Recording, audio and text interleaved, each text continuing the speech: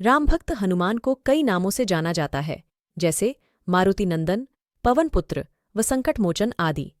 माना जाता है कि वह भगवान शिव के 11वें रुद्र अवतार थे और उनके जन्म का उल्लेख कई पौराणिक कथाओं में मिलता है। इस कहानी में हम हनुमान जी के जन्म से जुड़ी ऐसी ही एक प्रचलित कथा बता रहे हैं। हनुमान जी के जन्म की कथा बहुत रोचक है। वे माता अंजनी और वानर राज केसरी के पुत्र थे। माना जाता है कि उनका जन्म कोई साधारण संयोग नहीं था, बल्कि देवतागण, नक्षत्र और सारे भगवान के आशीर्वाद से पृथ्वी से पाप का विनाश करने के लिए हुआ था।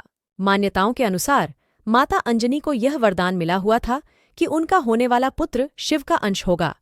इसके अलावा एक मान्यता यह भी है कि जब बजरंगबली का जन्म हुआ था, उसी समय रावण के घर भी एक पुत्र ने जन्म लिया था। यह संयोग दुनिया में अच्छाई और बुराई का संतुलन बनाए रखने के लिए हुआ था। बात सतयुग की है, जब माता अंजनी एक जंगल में बैठकर पुत्र प्राप्ति के लिए भगवान शिव की पूजा कर रही थीं। वह हाथ जोड़कर और आंखें बंद करके आराधना में लीन थी। तभी उनकी सामने रखी कटोरी में एक फल आकर गिरा। माता अंजनी ने जब उस फल को देखा तो उन्होंने उसे प्रसाद समझकर सेवन कर लिया।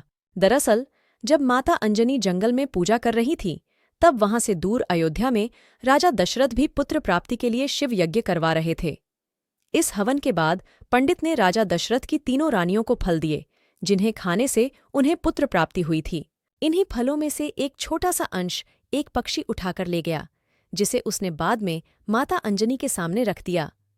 इस प्रकार भगवान शिव के आशीर्वाद से हुआ था केसरी नंदन हनुमान का जन्म।